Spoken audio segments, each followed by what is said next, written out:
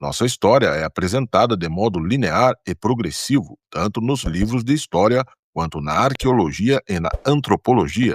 É dado como certo pelos acadêmicos ainda hoje que a evolução biológica e cultural da humanidade foi bem representada pela ciência do século XIX e que sabemos tudo que deve ser conhecido sobre a história humana. O quadro está perfeito e nada pode ser acrescentado a ele. Mas, desde o começo do século XX, muitas dessas teorias têm sido colocadas em xeque por novas descobertas e análises mais aprofundadas dos dados obtidos por pesquisas técnicas feitas em diversas áreas que evoluíram muito desde o século XIX.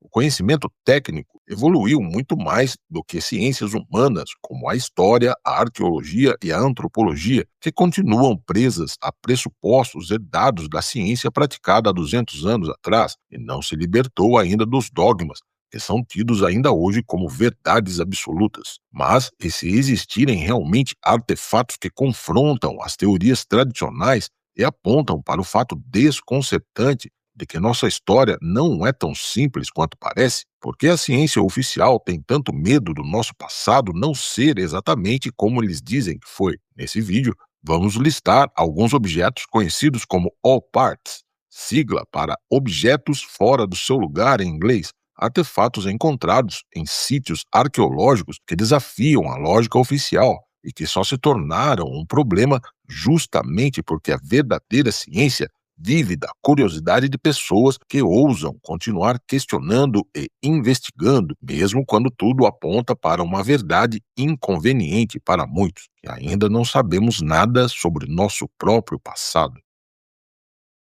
Este vídeo é uma homenagem aos arqueólogos do mundo todo, pessoas inconformadas com as lacunas no nosso passado e que se empenham para escavar sítios desolados e para entender melhor como chegamos até aqui como humanidade. É também uma homenagem pessoal ao espírito incansável de Lewis Powell, escritor do clássico livro O Despertar dos Mágicos, um dos meus livros de cabeceira até hoje, um livro que foi o precursor desse espírito investigativo do fantástico que se insinua por trás da realidade cotidiana e que se mostra aqui e ali na forma de descobertas como os objetos que iremos mostrar, descobertas que bagunçam o quadro perfeito que tentam vender ao público de que nosso mundo não tem mais mistério algum a ser revelado. A verdade, porém, como já disseram, é como o sol, ela pode até se esconder por algum tempo, mas não o tempo todo. Como dizia Lewis Powell, manter o espírito questionador é mais importante do que ter muitas certezas e também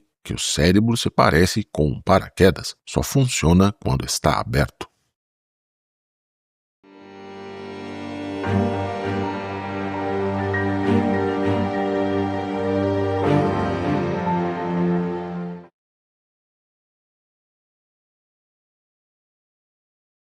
Sir William Flinders Petrie foi um dos arqueólogos mais famosos da história, um verdadeiro Indiana Jones de seu tempo. Ele também era obcecado por medições e precisão técnica. Ao realizar escavações no platô de Gizé, próximo à Grande Pirâmide, um artefato curioso chamou sua aguçada atenção, um objeto de granito em forma cilíndrica, provavelmente proveniente de uma sobra de perfuração de rocha. Esse objeto ficou conhecido como Núcleo 7. O objeto passaria despercebido por 99% dos pesquisadores por ser extremamente desinteressante, mas não para Petrie, que não era apenas um nome famoso. Sua curiosidade científica genuína o coloca no patamar dos gênios que conseguem perceber padrões que a maioria ignora e, por isso, desafiam a lógica comum. Ele ficou obcecado pela precisão dos sulcos entalhados no granito que demonstravam que a taxa de perfuração da ferramenta usada nele deveria ser de pelo menos 1 a 2 toneladas de pressão, girando numa velocidade só atingida por ferramentas modernas. Só assim, as ranhuras que se viam no objeto poderiam ser reproduzidas com aquela exatidão simétrica, algo que não poderia ser reproduzido facilmente, nem mesmo em sua época, intuiu Petrie, e muito menos no Egito Antigo, com ferramentas manuais usavam cobre e abrasivos à base de areia, segundo os arqueólogos oficiais, o que para muitos era mera curiosidade. Para Petrie já era aquilo que se sabe hoje, um problema técnico dos grandes, pois as ferramentas que a arqueologia oficial admitem para a época não podem atingir essa precisão, nem a pressão e a velocidade necessárias para produzir o que se vê no cilindro de granito, uma das rochas mais duras para se trabalhar e que necessita hoje de brocas diamantadas para produzir resultado a nível industrial. Em termos de comparação, sabe-se hoje que uma broca diamantada perfura 20 milímetros de granito em cerca de 81 segundos, numa taxa de 0,24 milímetros por segundo. Experimentos de arqueologia experimental indicam que uma broca de cobre com abrasivo de areia levaria, em média, 1 hora para perfurar apenas de 2 a 5 milímetros em pedras de dureza similar ao granito, sem contar o desgaste que uma ferramenta de bronze enfrentaria nesse cenário, tendo que ser trocada constantemente, o que também levanta a questão do custo-benefício da utilização do cobre para tais tarefas. Isso tudo significa simplesmente que as marcas de rotação de broca deixadas no núcleo 7 mostram um avanço de 2,5 milímetros por volta, o que significa que a broca egípcia usada no núcleo 7 deveria ser cerca de 500 vezes mais eficiente do que as furadeiras modernas de ponta de diamante da época em que Petrie vivia. A questão é que as marcas deixadas no cilindro sugerem o que os engenheiros chamam de corte de ponto fixo, como se a ferramenta tivesse uma ponta muito mais dura que o granito e fosse movida por uma força mecânica constante e poderosa. Petrie não se fez de rogado e não tratou o assunto de forma dogmática, indo direto à questão central. Ele afirmou que a arqueologia precisava aceitar que os antigos egípcios possuíam ferramentas que não eram apenas tão boas quanto as nossas, mas eram ferramentas que não conseguimos imaginar sem o uso de diamantes ou pedras preciosas incrustadas em metal. O homem da ciência do século XIX fez uma pergunta que ressoa até hoje e recebeu como resposta um silêncio perturbador. Como se vê, todas essas questões são de natureza técnica e não uma mera opinião exótica, como querem fazer acreditar.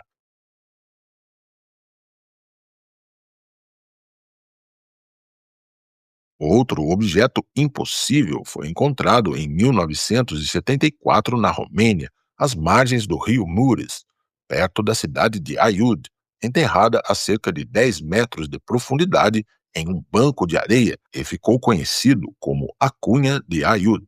O objeto foi encontrado ao lado de 2 ossos de um mastodonte, um parente extinto do elefante na Era do Gelo. O que saltou aos olhos dos pesquisadores nessa descoberta foi a camada geológica. Os ossos do mastodonte indicam que o extrato de terra tinha pelo menos 10 mil a 80 mil anos. O objeto, uma peça metálica em forma de cunha ou sapata, medindo cerca de 20 centímetros de comprimento, 12 centímetros de largura e 7 centímetros de espessura, pesando aproximadamente 2,5 kg. O que realmente causou choque foi a análise laboratorial realizada no Centro de Pesquisas de Magorelle, que revelou que a cunha de Aiud é composta majoritariamente por alumínio, misturado com outros 11 metais, como cobre, silício e magnésio. É sabido que o alumínio metálico não existe livre na natureza. Ele só foi isolado pela primeira vez em 1825 por Hans Christian Ørsted. A produção industrial de alumínio requer eletrólise e temperaturas altíssimas, algo totalmente fora do alcance de civilizações antigas. Além disso, a peça possui uma camada de óxido de alumínio, conhecido como pátina, muito espessa. Segundo especialistas, a profundidade dessa oxidação sugere que o objeto ficou enterrado por centenas ou milhares de anos, que descartaria uma origem industrial recente. É claro que tentaram dar muitas explicações sobre como essa cunha foi parar junto a sedimentos da era glacial, pois, logicamente, algo dessa natureza não poderia ter ido parar naquela camada geológica naturalmente. Com certeza, ela só poderia ter parado ali por ação do homem. Algumas explicações até sugerem que elas são restos de algum maquinário usado na Segunda Guerra Mundial, mas isso não explica como um objeto moderno foi parar numa camada geológica tão antiga e ainda por cima exibindo sinais tão evidentes de envelhecimento natural causado por centenas de anos de exposição a condições entrópicas. Todas essas explicações são bem criativas e demonstram todo o empenho realizado para criar desculpas a fim de escapar de certos questionamentos que soariam absurdos demais. Novamente, nesse caso, a questão que surge é técnica e não de opinião. Assim, o fantástico invade novamente a realidade e nos faz questionar tudo aquilo que sabemos. Será possível que os mitos da humanidade sobre uma avançada civilização antediluviana seriam verdadeiros?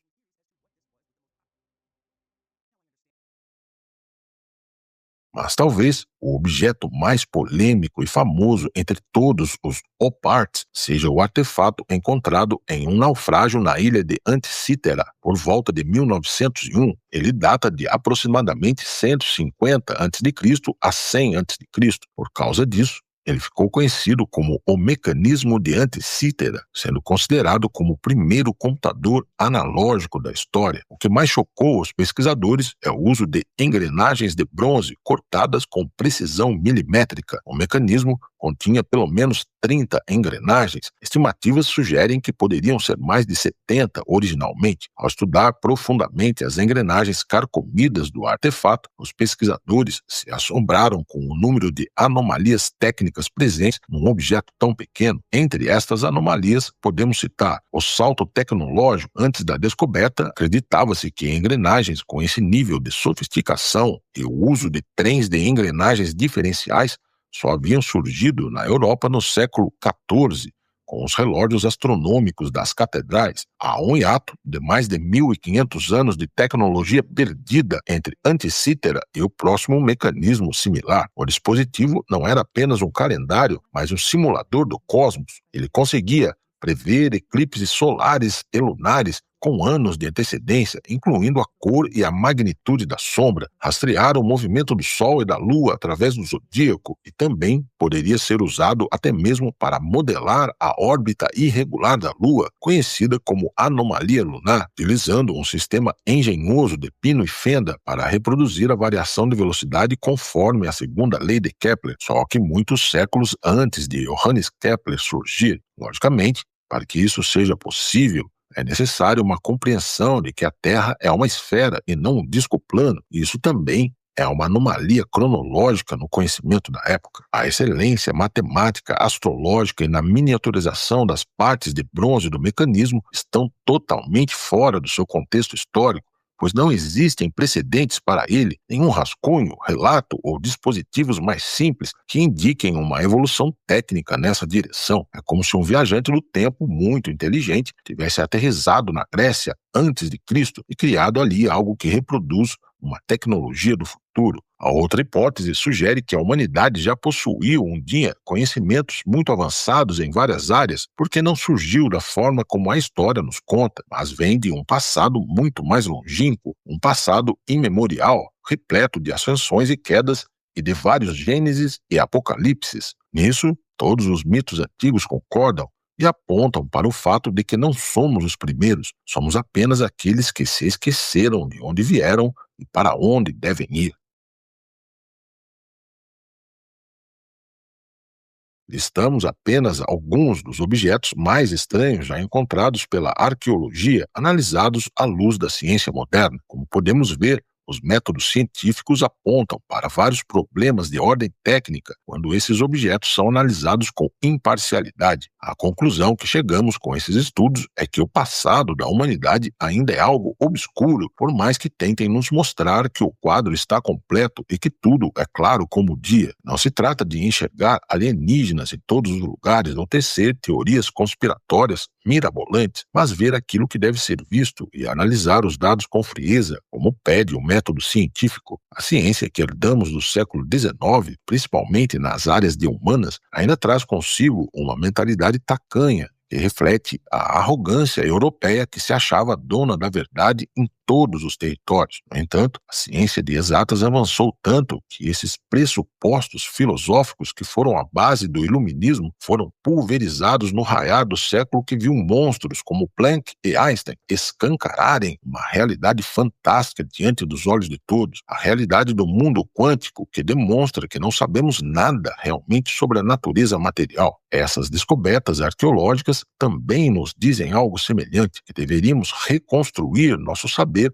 baseado em ideias que já não possuem unanimidade, pois as origens das primeiras civilizações recua cada vez mais na noite dos tempos, conforme reviramos a Terra no mundo todo e descobrimos coisas como Göbekli Tepe, que desafia o entendimento comum e mostra que nosso passado guarda ainda muitos mistérios a serem revelados. Talvez o homem atual seja apenas a versão contemporânea de uma humanidade que vem de muito mais longe do que se pensa, e os mitos sobre deuses e cidades desaparecidas, sobre uma era dourada da humanidade que encaramos como lendas absurdas hoje em dia, sejam apenas descrições de fatos que realmente aconteceram. Obrigado por assistir até o final e até o próximo vídeo.